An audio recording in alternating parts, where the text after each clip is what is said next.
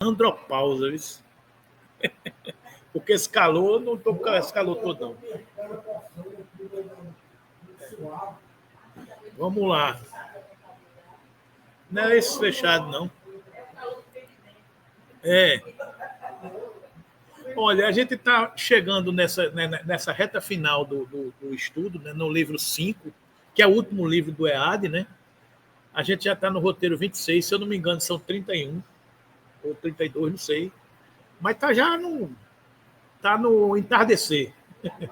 Não, aí depois a gente vai discutir o que é que a gente vai criar um outro estudo, né? De repente a revista espírita, de repente a gente vai entrar em outra coisa, porque a gente tem que continuar estudando, né? Amai-vos e instruí-vos é o princípio. Então hoje a gente vai fechar essa questão dessa pincel. Esse livro 5 é um livro que fala de filosofia e ciência espírita, né? Então é uma pegada muito filosófica, científica, e trazendo essa visão deste mundo filosófico e científico para o mundo dos conhecimentos espíritas que a gente tem. Então, hoje a gente vai fechar essa questão mais científica e analisar as contribuições científicas e investigações dos fatos espíritas, né? Então, ainda ontem eu estava conversando na reunião mediúnica nossa, a gente estava comentando assim, olha, quando a gente se debruça hoje numa obra de André Luiz, quando a gente se debruça para discutir o livro dos médiuns, e a gente vai discutir os fatos espíritas com a visão espírita, é uma coisa muito mais natural a gente discutir os fatos espíritas. Mas se colocando no lugar destas pessoas que viveram nesta época, não era simples, né? Não era simples. Então, por que é que houve? Houve uma manifestação maciça de espíritos ocorrida de forma organizada em parte do mundo no século XIX. A gente já estudou e aprendeu que nós estamos sempre dentro de um planejamento. Nós já aprendemos isso. Então, sempre há um planejamento maior. Então, o que acontece no mundo material é consequência de algo planejado no mundo espiritual. Seja no macro, nas grandes ações do orbe, do planeta, da humanidade, seja no pessoal, na encarnação de cada um. Então, tudo está dentro de um contexto, de um planejamento mais amplo. Né? Então, esta manifestação maciça, essa invasão dos fenômenos espíritas que ocorreu no século XIX, foi algo organizado, planejado e permitido. Por quê? Porque a humanidade já estava suficientemente madura do ponto de vista científico, do ponto de vista da presença na crosta de várias personalidades que dariam conta de fazer o quê? Caracterizar os fatos espíritas e suas amplitudes. Ou seja, as pessoas despertariam para aquela realidade.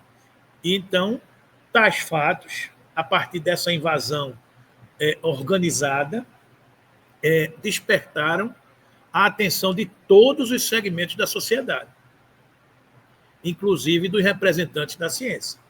Ou seja, o pessoal começou a prestar atenção naquilo que estava acontecendo. O que é isso? O que é que está por trás de tudo isso? Né? Então, muitos desses cientistas decidiram investigar a fundo esses fenômenos. Porque a ciência é isso. A ciência é verificar, observar e medir, aferir, documentar, testar, criar uma metodologia. Esse é o postulado científico. Então, a partir de um fato espírita, de um fenômeno que ocorria, a ciência disse, alguns cientistas disseram, peraí, eu vou olhar o que está acontecendo aqui. Né? Então, decidiram investigar a fundo fenômenos intermediados por médiuns, que foram denominados médiuns. Né? Então, sempre houveram esses fenômenos. Mediunidade e fato espírita não é propriedade, exclusividade de um determinado momento da história da humanidade. Sempre houveram. Mas se debruçar para investigar cientificamente foi a partir de um determinado momento. Foi a partir de de uma determinada situação, de uma determinada condição, onde a humanidade estava preparada para tal. Né? Então, por exemplo, a gente nascer num lar espírita como João nasceu, tudo bem, você já nasce os seus pais lhe explicando aquilo ali. Você já nasce discutindo aquilo, tratando aquilo como normal. Meus filhos que nasceram num lar espírita, eles entendem a espiritualidade e a presença do mundo espiritual como uma coisa natural. Por quê? Porque os pais tratavam aquilo de forma natural. Assim não era neste momento. Os fenômenos espíritas aconteciam assim, né? Oi? Minha mãe é uma católica. Sim. A minha também, todos nós, né? Espiritólico. É. Aí, quando eu terminei período da minha vida, me levou para conhecer a doutrina espírita. Não que alguém tivesse me apresentado. Certo. Então, ela me contou, lá no finalzinho da vida dela, que minha filha, porque eu dizia que era espírita, no início ela não gostava. Aí depois ela foi aceitando. Disse, minha filha, eu sempre vi uma imagem, um intercâmbio preto. A nunca contei minha amiga. As pessoas convivem com os fenômenos espíritas durante muito tempo.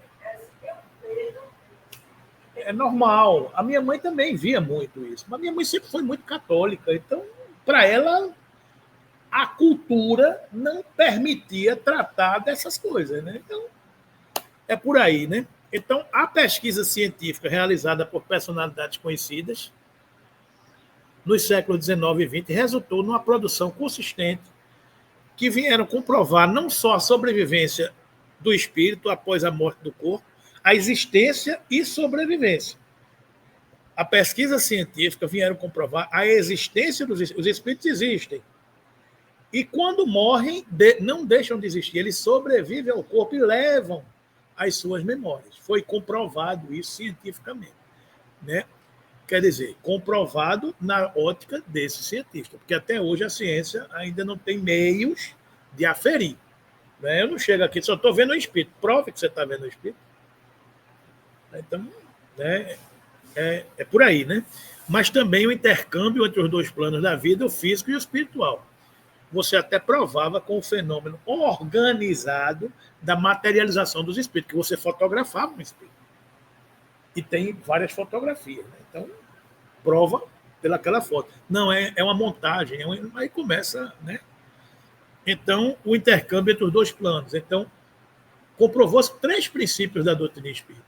A existência dos espíritos, a sobrevivência do espírito e a comunicabilidade, o intercâmbio entre os dois planos. Então, os espíritos existem, né? Nesse roteiro que a gente vai estudar, são citadas algumas contribuições de grandes estudiosos ao longo do tempo, né? Nesses séculos XIX e XX. E a gente vai passar um pouco em cima disso, né?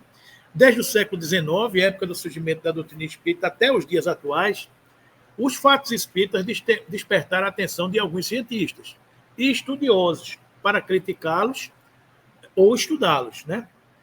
Esses fatos, porém, jamais lhe permaneceram indiferentes. Sem a pretensão de ter se esgotado o assunto, apresentamos em seguida breve revisão do trabalho realizado por alguns pesquisadores.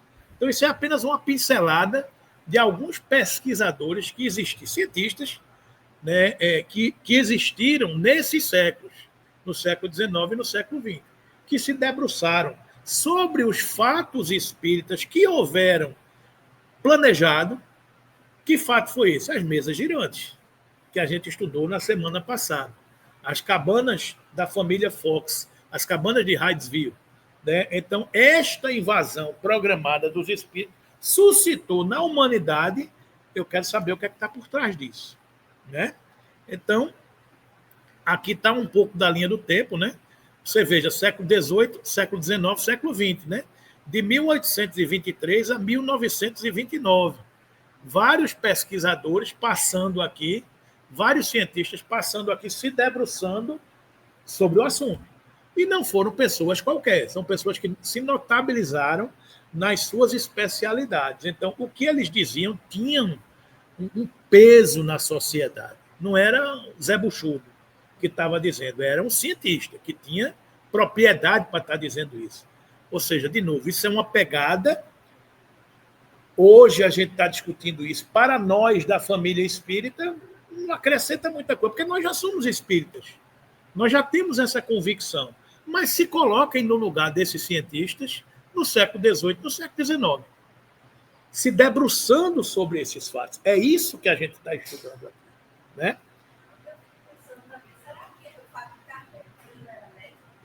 Médico? Não, ele era um educador, ele era educador. Mas era um cientista, né? Era um cara que se debruçava sobre tudo isso, né?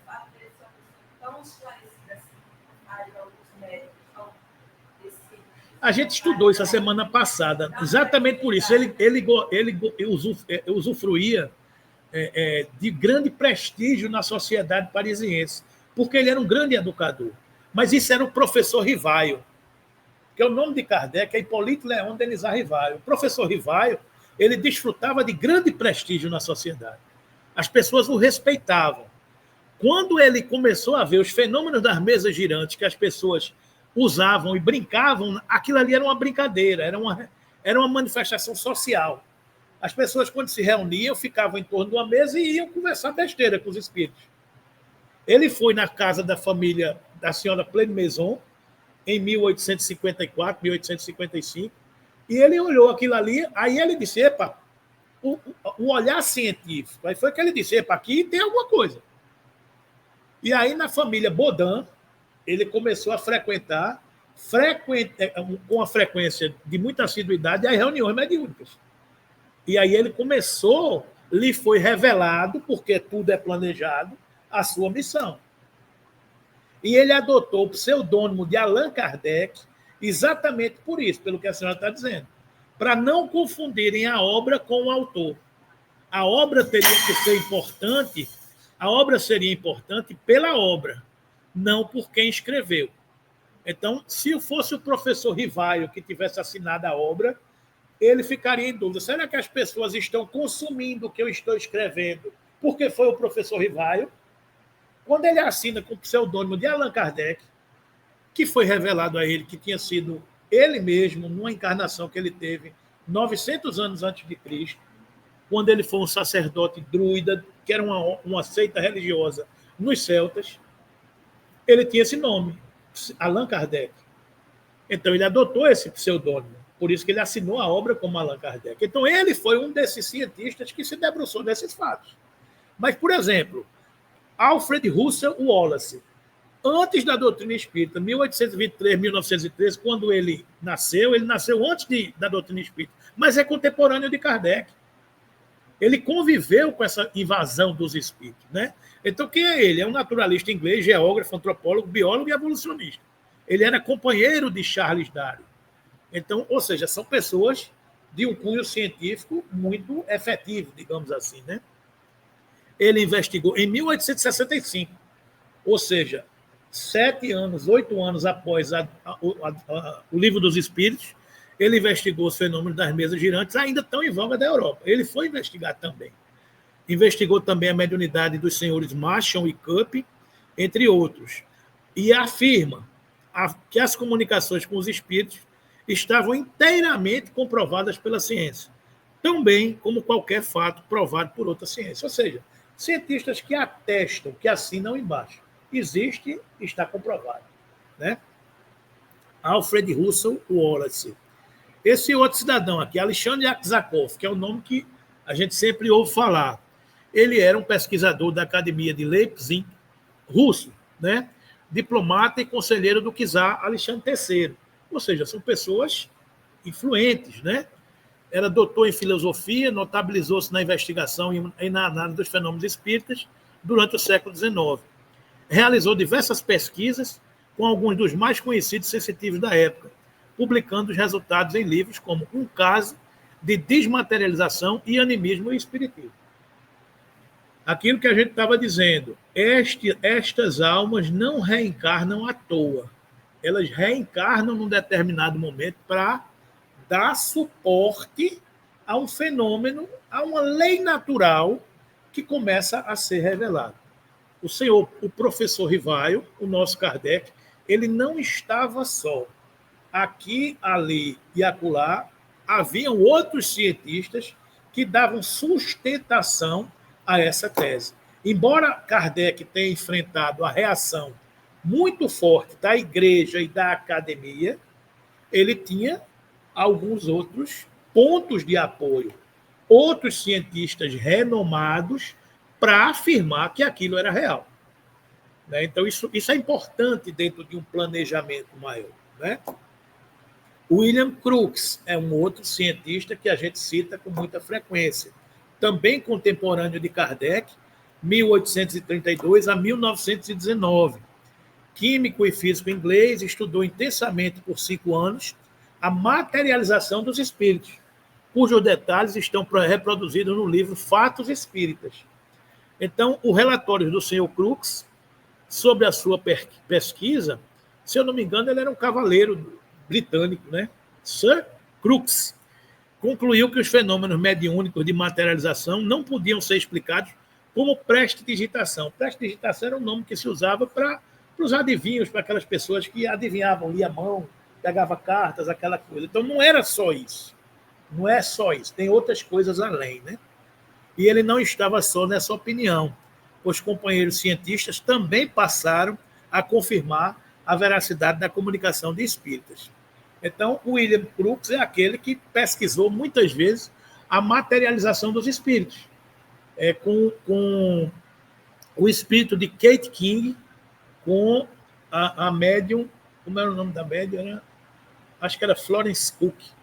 Então, o que é que ele fazia? Ele pesava a médium antes da sessão de materialização e pesava a médium durante a sessão de materialização. Ou seja, o peso, ele percebia que era... Isso é uma metodologia científica. Ele percebia que do corpo do médium saía matéria. E essa matéria, ela mostrava no peso. Era uma prova científica. Era o que acontecia com o Peixotinho. Peixotinho, durante uma materialização, ele pesava menos, ele perdia peso. É por isso que numa sessão de materialização você não podia acender uma luz. Porque a luz impressiona a matéria sutil que é liberada do corpo do médium. Então, para uma materialização, para o fenômeno de materialização, mediúnica de materialização, há a liberação de uma substância que, se estudando, se chegou a dizer que é o ectoplasma. Então, o médium de materialização é a criatura que tem uma facilidade de liberar ectoplasma. E ele libera esse ectoplasma quando está em transe, quando está dormindo. Então, ele, num transe mediúnico, ele libera pelos orifícios, nariz, boca, ouvidos. Né? Então, essa substância sai materialmente do seu corpo. E, magneticamente, essa substância envolve o perispírito do espírito desencarnado. Então, é como se ele imantasse aquele espírito desencarnado fluidicamente. Então, quando ele cobre aquela substância com essa substância dele, aquela outra substância se materializa. Então, como aquela outra criatura é um espírito que tem inteligência, ela domina aquele molde material que se forma. Então, ele aparece e todos nós vemos. É o mesmo princípio de uma mesa girar. Uma mesa que gira, ela leva um banho fluídico de uma substância que a anima. Mas uma inteligência extracorpórea que domina aquela mesa, porque a mesa não tem inteligência. Não sei se vocês estão entendendo o que eu estou dizendo. Então, um perispírito é um ser que só tem o espírito, ele não tem a matéria. Mas se ele vai se materializar, um espírito encarnado que tem matéria libera uma parte desta matéria que dá um banho. Ele torna-se tangível. Eu tenho aqui uma situação de um perispírito desencarnado. Este perispírito desencarnado não tem matéria como a gente está vendo. Mas se eu tenho um médium que libera matéria desta que a gente está vendo, eu pego esta matéria e dou um banho nele. Então, como eu dou um banho nele, magneticamente ele veste a roupagem do seu molde espiritual, que é o seu perispírito. Então, forma e aparece a sua imagem, materializada, porque a matéria é do médium. Este princípio é o mesmo das mesas girantes. A mesa está aqui, mas eu envolvo a mesa de um fluido animalizado. E este fluido, ele obedece à inteligência de um ser que está fora da mesa. Tipo, gire para um lado, gire para o outro, bata de um jeito, bata de outro. O princípio é o mesmo, está nas leis naturais. Para a gente hoje é até simples a gente estar discutindo essas coisas. Mas imagine naquela época, de onde vem essa inteligência? Vocês estão entendendo? Então, estas almas se debruçaram sobre tudo isso para atestar os fenômenos espíritas que nós temos hoje. Né? Então, a mediunidade de Peixotinho, num determinado momento, na segunda fase do espiritismo, serviu para isso, para todo mundo ver, puxa vida, é verdade. Existe. Né? César Lombroso, esse outro famoso também, o caso que trabalhou com a média Eusápia Paladino, que ele se convenceu quando a mãe dele sai da cabine materializada e dá um beijo nele. Esse é um caso conhecido na doutrina espírita. Era um grande criminalista, médico, cientista italiano, considerado o pai da moderna criminalística, pelas considerações fornecidas nos campos da antropologia. É um autor muito conhecido nas aulas de direito, César Lombroso, pelas suas teses, pelos seus estudos. Mas ele se dobrou aos fatos espíritas quando esta médium, Eusápia Paladino, uma médium italiana, estava numa cabine e sai da cabine materializada a mãe dele, que dá um beijo nele. Aí o grande criminalista disse, puxa, eu vou fazer o quê? A mãe dele sai materializada. Então, ele se dobrou aos fatos espíritas e escreveu os livros e, a partir daí, tornou-se espírita. Não precisa dizer que os livros dele faziam mais sucesso quando ele não era. Porque depois que ele se tornou, mas isso faz parte do processo. Né? O livro dele é esse aqui, Hipnotismo e Espiritismo. Né? Outro autor, Charles Richer. Esse foi prêmio Nobel, né, de Medicina em 1913. Então, uma autoridade. Médico e fisiologista francês de renome internacional. Prêmio Nobel em 1913. Estudou com muita dedicação os fatos espíritas relacionados à obsessão, descritos em sua obra Tratado de Metapsíquica. Tal obra trata de experiências psíquicas analisadas junto a pacientes, portadores de demência e outros distúrbios mentais. Então, os espíritas não estão sós. Tem um peso acadêmico, científico, filosófico muito grande por trás de renomados estudiosos. Né? Ernesto Bosano, 1862-1943, é um filósofo italiano do século XX, professor de filosofia científica da Universidade de Turim. Ou seja, gente, de novo, ninguém está falando com o Zé Buchudo. A gente está falando com gente de muita consistência acadêmica, científica, né, que tem um peso em tudo isso. Né? Estudou em profundidade a metapsíquica e os fatos espíritas. Publicou inúmeras obras que refletem não só o pesquisador profícuo que foi, mas também o produto de suas experiências e investigações. Se formos doidos, não somos doidos sozinhos. Tem muitos outros doidos que atestam o que a gente acredita, o que a gente tem fé. Né? Então, muita gente hoje não acredita. Muita gente hoje continua sem acreditar. Paciência. A gente não vai obrigar ninguém a acreditar nessas coisas, porque tudo vai chegar, porque tudo está na lei da natureza. Tudo é um fato natural. Então, tá tranquilo. Não acredito, não. Tá bom, meu irmão, não tem problema.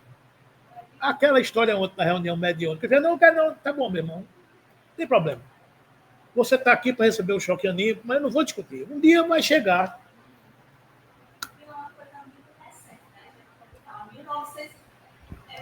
1943, menos de 100 anos. Então, eles conviveram conosco.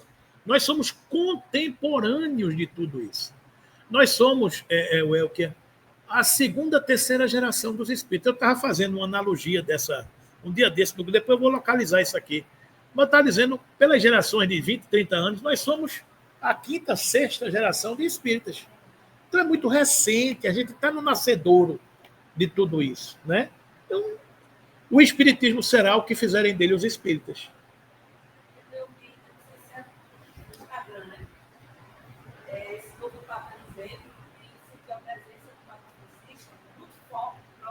Oh, que é isso? Mas ele está no céu. Mas ele disse. Mas olha, ele dizendo que eu senti a presença dele junto de mim, Ele está dizendo os princípios naturais. Que princípio? A morte não existe. Se ele sentiu a presença, é porque o outro não morreu. Se ele sentiu a presença, ele tá testando outro princípio, a comunicabilidade dos espíritos. Presença perto de mim. Então, ele está testando os princípios. Ele chame como quiser. Ele diga onde ele está do jeito que ele quiser. Ele cite o endereço da forma que ele quiser. Mas os princípios vão chegar. Estão chegando de uma forma muito natural. E a gente não vai brigar nem discutir. É o que a gente sempre disse. Não é o futuro das religiões. É a religião do futuro. É o futuro das religiões. Não é a religião do futuro. Porque as informações vão chegar sutilmente, né?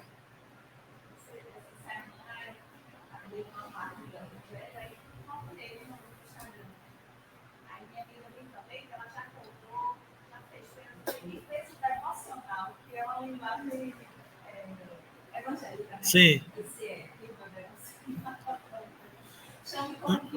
Chame como quiser. E nós também já fomos tudo isso. Então, não é demérito, nem é mérito de ninguém você estar hoje vestindo a camisa A, a camisa B. Tudo isso é acúmulo de conhecimento para a alma humana. Eu tenho muito que aprender na escola católica, na história protestante evangélica. A gente tem o que aprender sempre em algum lugar. Então, a gente está sempre somando. Então, não tem... É acúmulo. É acúmulo. E a informação ela está presente em toda parte. Né? E a espiritualidade auxilia todos. Tem qualquer lugar. Não tem, ninguém está escolhendo nada. Jung, 1875, 1961. Hein? Foi um dos maiores psiquiatras do século XIX. O que a gente tem que entender, que eu tenho uma preocupação, é o seguinte, é que esse aspecto científico, ele vai tomando conta e vai dominando o conhecimento das escolas acadêmicas, e, de repente, no movimento espírita está cheio de psicólogo, está cheio de psiquiatra, falando uma linguagem científica. Mas a gente não pode perder o conteúdo do Cristo. Essa é uma preocupação.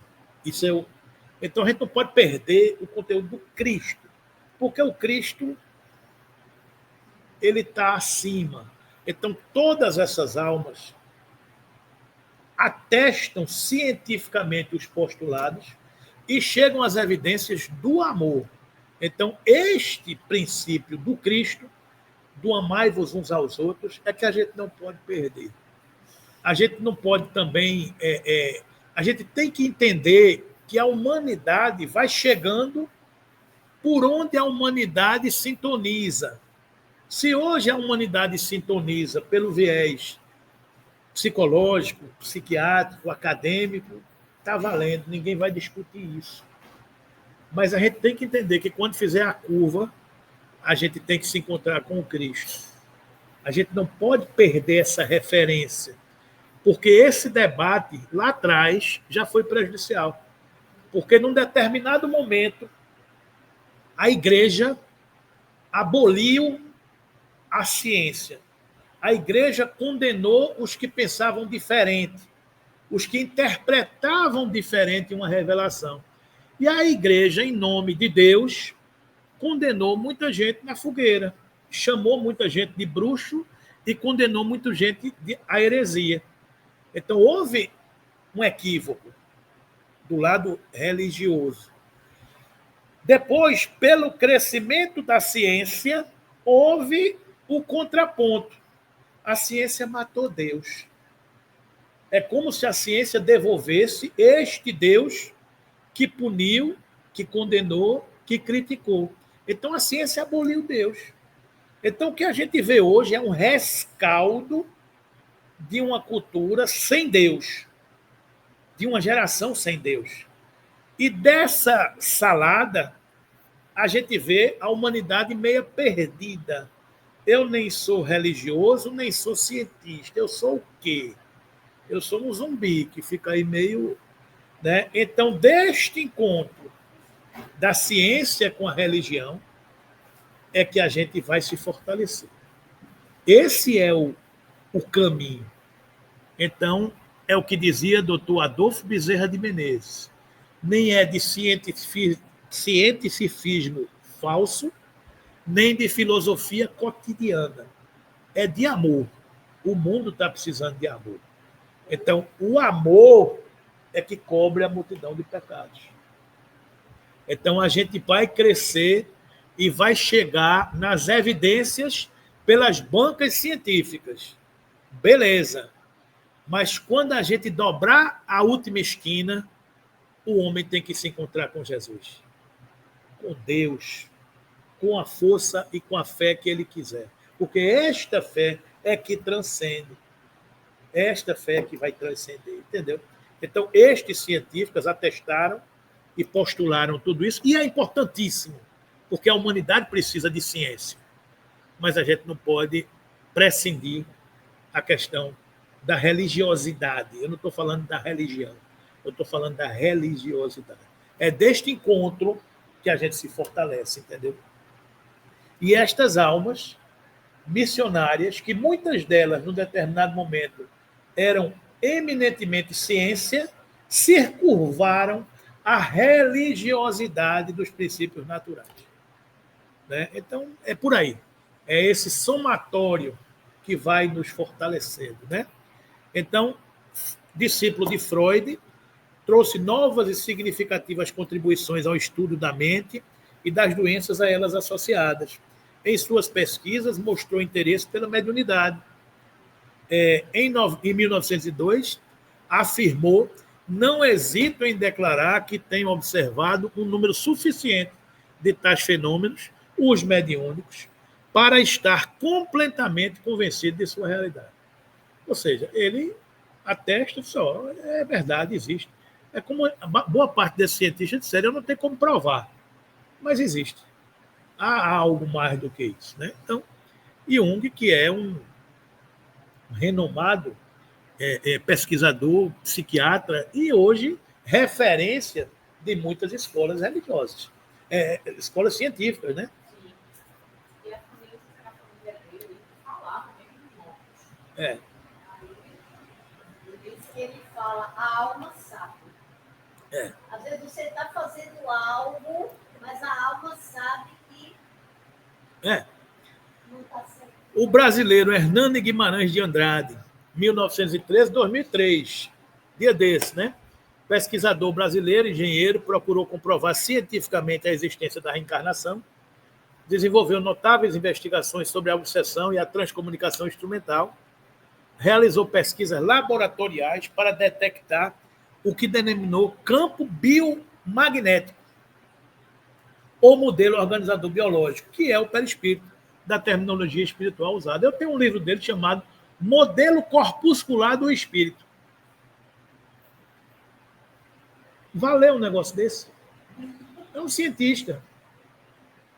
Ele cria um modelo corpuscular do espírito. Ele tenta levar a ciência material, que tem um modelo corpuscular do elétron, do átomo, do elemento que a gente estuda em química, ele tenta levar isso para o espírito. Cientista que se debruça em cima dessas coisas todas. Né? As obras publicadas por ele são consideradas de referência pela seriedade e lucidez das ideias desenvolvidas. Né? Aqui, ó, Psiquântico. O livro dele, a partícula psiquântico. Para uma pessoa que não é da área de ciência, vai ler um negócio desse, vai dizer, meu amigo, não passa nem da primeira página. Ian Stevenson, 1918-2007. Esse é um médico americano, pesquisador do Departamento de Medicina Psiquiátrica da Universidade da Virgínia. Ele tem catalogado mais de 2.600 casos de reencarnação, a maioria em crianças. Né? Em sua obra, descreve marcas de nascimento na pele de bebês recém-nascidos que não podiam ser explicadas pela herança genética. Também apresenta centenas de fotos que documentam outras anomalias de nascença. Ou seja, pesquisadores do campo da reencarnação. Ian Stevenson, Hernani Guimarães Andrade, Banerjee, que daqui a pouco a gente vai ver. São grandes pesquisadores que atestam o fenômeno da continuidade da vida pelo princípio da reencarnação. Elizabeth Kübler-Ross, que a gente já falou sobre ela aqui nas semanas anteriores. Uma médica suíça, naturalizada americana, figura de destaque no meio acadêmico e médico do século XX, ela se notabilizou porque dedicou sua vida aos pacientes terminais, portadores de doenças terminais, e ela fala com muita propriedade das questões, das experiências de quase morte, porque ela relata o que muitos de seus pacientes enxergavam e viviam e diziam, né? Seus livros são referências em ambos os assuntos, sobre a morte e o morrer, né? Então, é uma figura muito conhecida no mundo científico e espírita também, né? Banerjee, esse indiano, que também tem mais de 3.000 casos catalogados de reencarnação. Desencarnou em 1985, é um psicólogo, parapsicólogo, pesquisador científico, diretor do Departamento de Parapsicologia da Universidade de Rajasthan, na Índia. Ou seja, de novo, são pessoas de renomado prestígio acadêmico científico, né? Uma série de investigações a respeito de diversos casos de crianças que recordavam de existências anteriores. E mais um desses pesquisadores notáveis, né? A catalogar mais de 3.000 casos de reencarnação. Não é brincadeira, é muita coisa, é muita pesquisa, né? Bom, fenômenos psicocinéticos e fenômenos extrasensoriais. O que são? No século XX surge a parapsicologia, que é estudar fatos supostamente catalogados como sobrenaturais, mas associados às ações humanas. Então, a velha história da parapsicologia. A parapsicologia surge em 1930 com esse professor, Joseph Banks Hine, e ele dizia o seguinte, em 1940, após 10 anos de estudos sérios, ele afirmava que o homem pode perceber outra via, que não a dos sentidos físicos. Essa percepção extrasensorial é extrafísica e pode ser estudada em laboratório. Os principais fatos analisados pela parapsicologia são a telepatia, que é a transmissão do pensamento e emoções, a clarividência, que é a visualização de coisas e acontecimentos do mundo físico através do corpo opaco ou à distância, a clareaudiência, percepções de sons, ruídos, frases, músicas provenientes do plano físico e extrafísico, não escutados por pessoas comuns, a pré-cognição, conhecimento dos fatos que ainda não aconteceram, a retrocognição, relatos de acontecimentos ocorridos no passado, por meio da parapsicologia, né? PES são percepções extrasensoriais, por meio de percepções extrasensoriais. E a psicocinesia, que é a ação anímica sobre a matéria por meio da mente. É você olhar esse álcool aqui e ler que alguém já pegou nesse álcool, já fez alguma coisa. É o fenômeno de uma mediunidade que a gente conhece, mas que a parapsicologia estuda, a psicocinesia, que chega numa casa e tem uma peça antiga, e a pessoa olha naquela peça e vê que ela está imantada por algum tipo de energia, de alguma vibração, que ela começa a ver quem viveu, quem tocou, quem... É um pouco desse estudo, né? As questões é o seguinte, é que a doutrina espírita considera os fenômenos paranormais. Paranormal é fora da normalidade. Para a doutrina espírita não existe paranormalidade, porque tudo está dentro da normalidade. Ou extrasensoriais, como de dois tipos, os anímicos e os mediúnicos.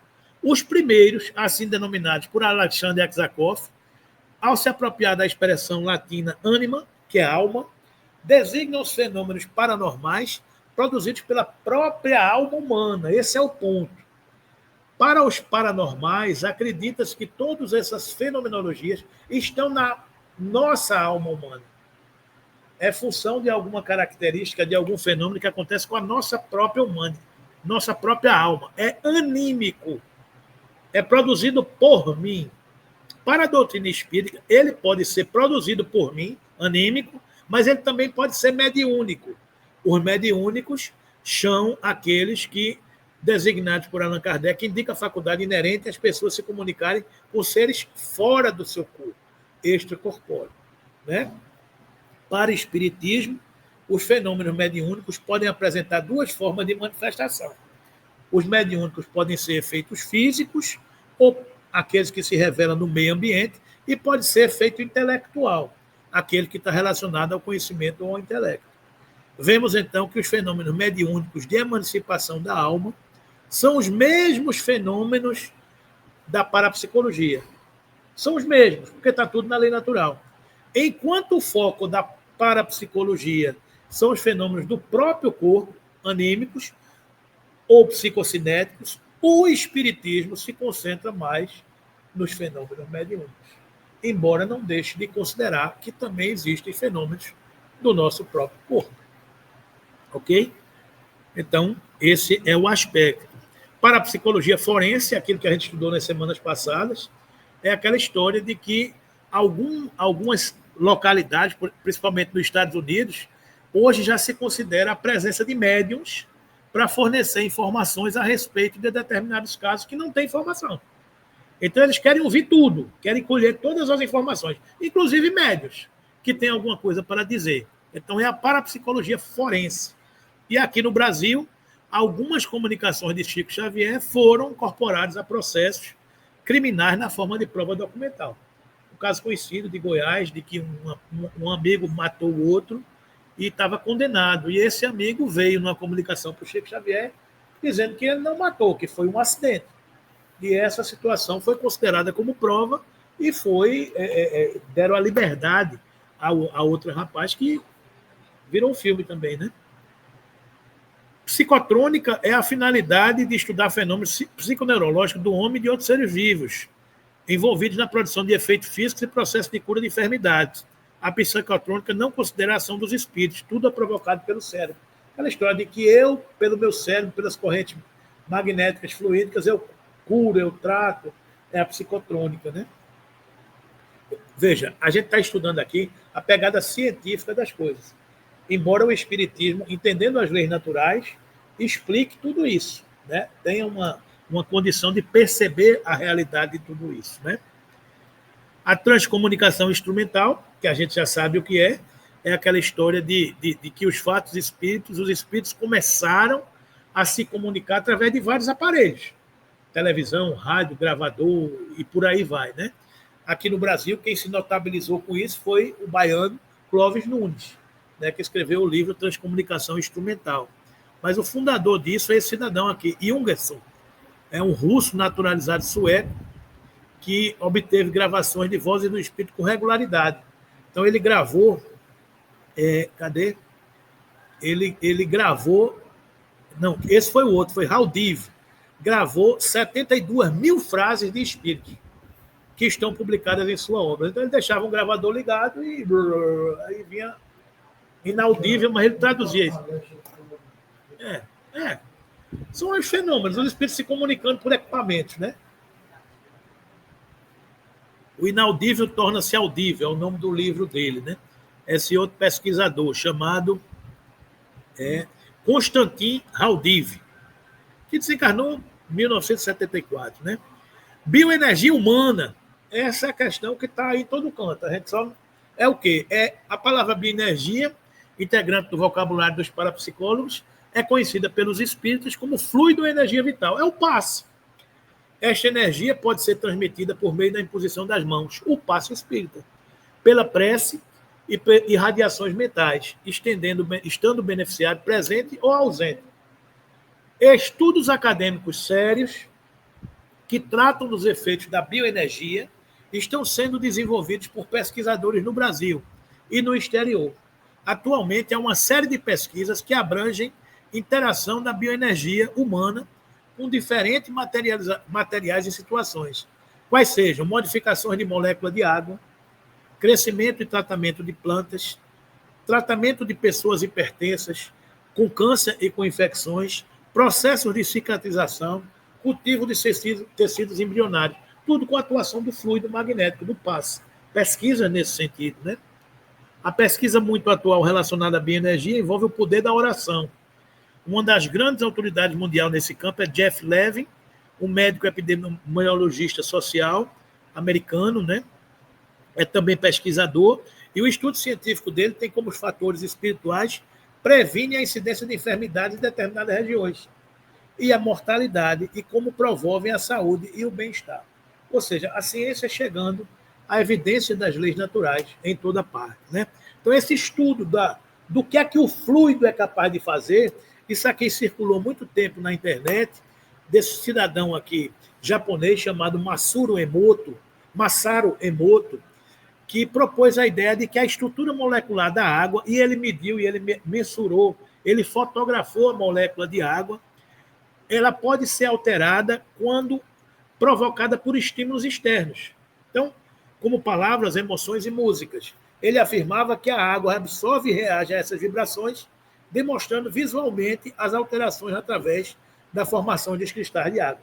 Então, o mesmo cristal de água, quando ele está submetido a uma vibração de amor, veja como ele fica, né?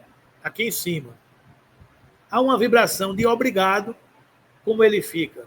Há uma vibração de apoio, há uma vibração de ódio, veja como ele já se transforma. Há palavras de insultos e maldição. Ou seja, muda completamente. 70% do nosso corpo é formado de quê? Vejam, aqui nós estamos submetidos às vibrações, aos pensamentos, às emoções. Né? Então, é a presença do fluido na nossa vida com as leis naturais. Né? Então, é por aí. Né? Ação espiritual em doentes, isso aí, no Brasil e fora disso, alguns pesquisadores.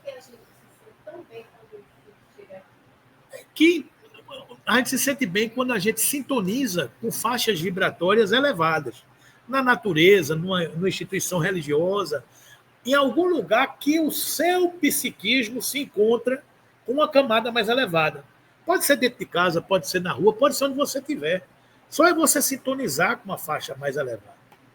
Tudo bem, aqui facilita porque você pode se condicionar a dizer, se eu for ali, eu vou me sentir bem. Tem pessoas que eu trouxe uma vez que faz tanta paz. E uma Bem, pessoa meia inquieta, né? Tudo bem, mas veja, o amor de Deus, ele está presente em toda parte. Basta a gente sintonizar. Né? Então, a gente pode chegar aqui na natureza e se sintonizar. Agora, claro que tem lugares que a gente se sente melhor.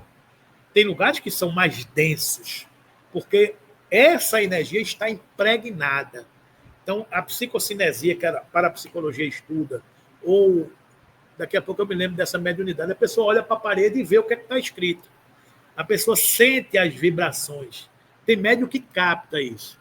Então, você dentro de uma casa, você chama um palavrão, você grita, pá! Essa energia cola nas paredes. O médium que tem essa sensibilidade, ele chega ali, olha, ele capta. Porque as energias estão ali, presentes, né? Você cria uma psicosfera. É fluido. É por isso que a Terra está passando pelo que está passando, porque a Terra está precisando expurgar de suas entranhas o que ela acumulou ao longo de tanto tempo. Né? Quando a gente come um alimento que nos faz mal, o que é que o organismo faz por uma lei natural? Elemento não identificado. Expurga. A gente, quando está com problema... O que é o furúnculo? O furúnculo é uma reação orgânica, química, de algum elemento que não está contribuindo para o equilíbrio que o organismo expele. O furúnculo é parecido com um vulcão, algo que não está acontecendo bem nas entranhas da natureza, que sai do equilíbrio e expele. Né? Então, toda a reação orgânica nossa, de uma agressão que nós fazemos a nós mesmos, as leis naturais fazem com que a gente se defenda. E a gente se defende expurgando. Então, o que é que a Terra está fazendo enquanto planeta? Que também é um corpo que evolui. Ele está expurgando das suas entranhas as energias deletérias que precisam se liberar. Então, é assim. Então, tem lugares que a gente se sente melhor, tem lugares que a gente se sente pior, pelas energias que aqueles lugares emanam. Né? Então, a ação espiritual em doentes, pesquisadores como Jorge Andréa, Nubo Orlando Facuri, um neurocientista fundador do Instituto do Cérebro da Universidade de Campinas, são exemplos de estudiosos que pesquisam e publicam trabalhos envolvendo os benefícios da mediunidade, facilitando o trabalho de doentes. Né? Doutora Marlene Nobre, que também é uma das fundadoras da AME, pesquisa nesse sentido. Né? A ação espiritual em doentes. É o que doutor Paulo César Frutuoso tem seu livro publicado, A Medicina do Futuro. É o estágio que a gente está chegando, que é a medicina espiritual. Que hoje, boa parte dos médicos já trabalham com assistência espiritual. Só que eles não sabem. Boa parte dos médicos já sabem. Fazem uma prece, evocam a presença de benfeitores que ele não sabe nem direito como é, mas vão chegar. Mas vão chegar, por exemplo, nas evidências da cura da mulher hemorroíça, que Jesus curou Verônica, que sangrava há 12 anos sem cessar. E quando ela tocou as vestes de Jesus, Jesus disse: de mim saiu virtude. A tua fé te curou. Então a fé, a transmissão fluídica cura. A ciência vai chegar a essas evidências. A ação espiritual em doentes. O que é que o amor, o que é que a transfusão fluídica é capaz de fazer na manifestação do corpo físico? A gente é um corpo espiritual conectado a um corpo físico através do perispírito. Entre o perispírito e o corpo físico existe o duplo etéreo, que é onde ficam os fulcros energéticos dos chakras, os principais, o pineal, o frontal, o laríngeo, o cardíaco, gástrico, esplênico e genésico. Quando você toma um passe, o fluido saudável do médio, do meio ambiente, do mundo espiritual, penetra no corpo espiritual do que está recebendo o passe, e esta camada transmite ao corpo físico, que provoca uma reação de saúde. Então, as moléculas que estão doentes, com alguma doença, com algum desequilíbrio, podem se equilibrar através do fluido saudável que penetra. A medicina vai entender isso. A medicina vai estudar o perispírito.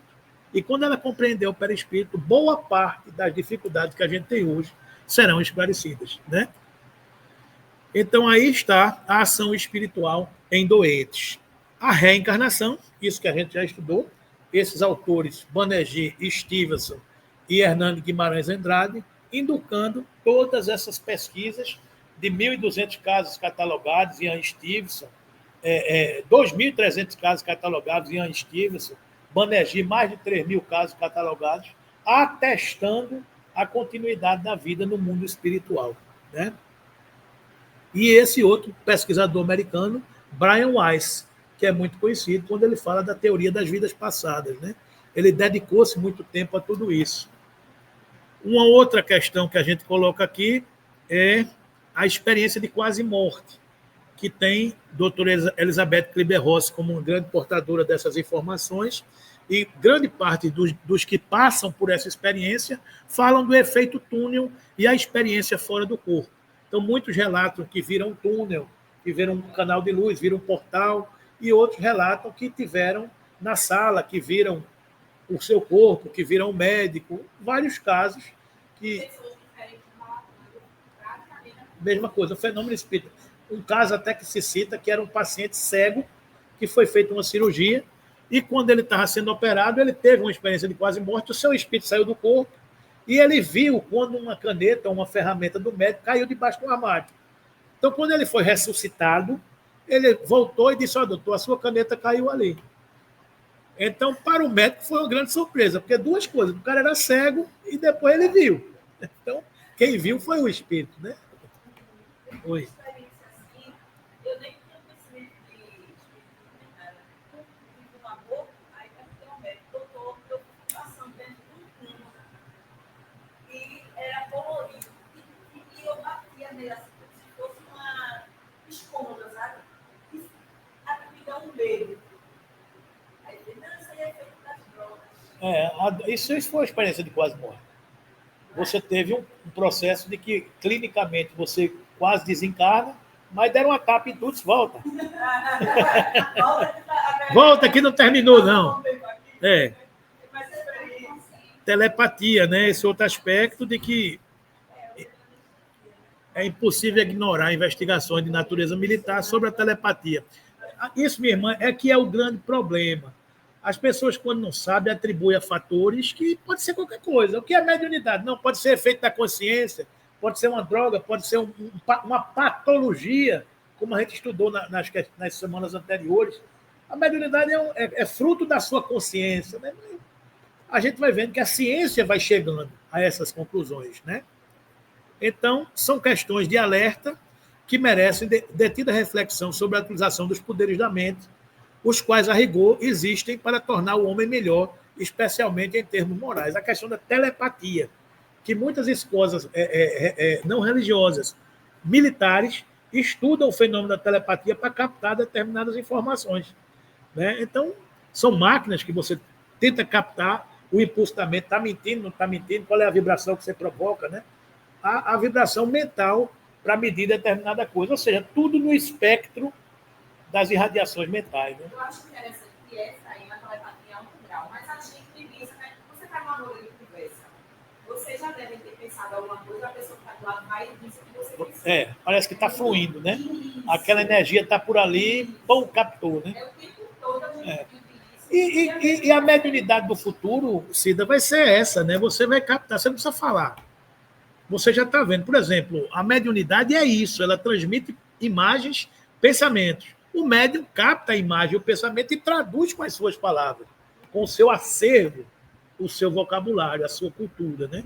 Então é isso. Então, esta telepatia é a fluidez de um pensamento que circula pelo fluido universal. Então, é simplesmente isso. Tudo está dentro dos princípios naturais. E, para concluir, matéria recente, de fevereiro de 2025, esse cidadão aqui, a gente já citou ele aqui algumas vezes de algumas de suas pesquisas. Então, um pesquisador da Universidade Federal de Juiz de Fora, esse cidadão aqui chamado Alexander Moreira, vence o principal prêmio na área de psiquiatria e espiritualidade.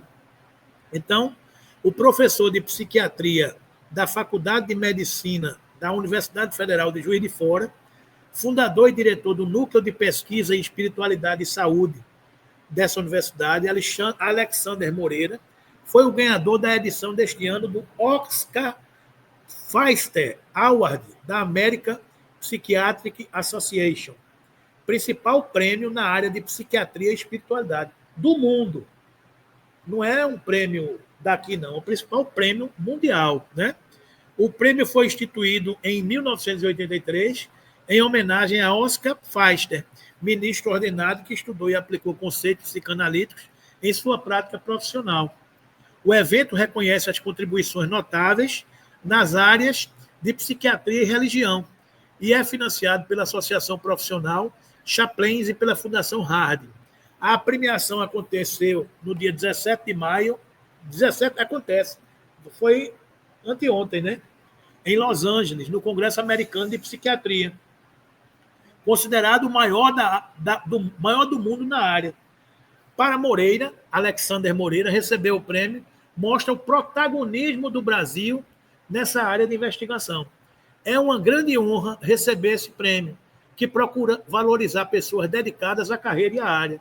Eu sempre me inspirei em vários dos ganhadores anteriores, como Viktor Frankl, aquele neurocientista suíço, que sobreviveu a Auschwitz, que tem aquele livro conhecido, que é Em Busca de Sentido. Né? Aaron Koenig, Ken Pargament e Robert Cloninger. Isso demonstra também a importância do Brasil e é a primeira vez que um latino-americano recebe esse prêmio. Oscar Pfister foi psicanalista e pastor luterano suíço. Ele atuava como correspondente de Freud, com quem trocava muitas correspondências. Pfister se procurava com a perspectiva extremamente negativa de Freud acerca da religião. Além da entrega do prêmio, no mesmo evento, o professor realiza uma conferência com o tema Exploração Científica da Natureza das Experiências Espirituais. É o que a gente está estudando aqui. Exploração científica da natureza das experiências espirituais. Um caminho fundamental para avançar na compreensão da mente e da sua relação com o cérebro. A palestra avalia a investigação científica nas experiências espirituais, que estão na base das experiências religiosas, da espiritualidade das pessoas. As experiências espirituais, na palavra do docente, são experiências de relato, de contato com uma dimensão transcendente da realidade, como, por exemplo, experiências fora do corpo, com o divino e mediúnicas, entre outras. Vamos abordar a prevalência, mostrar como são prevalentes essas experiências. Vamos mostrar que, ao contrário do que se pensava, elas não estão associadas à doença mental. Não é uma patologia, mas, pelo contrário, estão associadas, de modo geral, com vivências saudáveis, maior bem-estar e maior saúde mental. Por fim, Moreira destaca que o prêmio também reforça a Universidade Federal de Juiz de Fora como autoridade global em pesquisas de psiquiatria, saúde mental e também no campo da espiritualidade.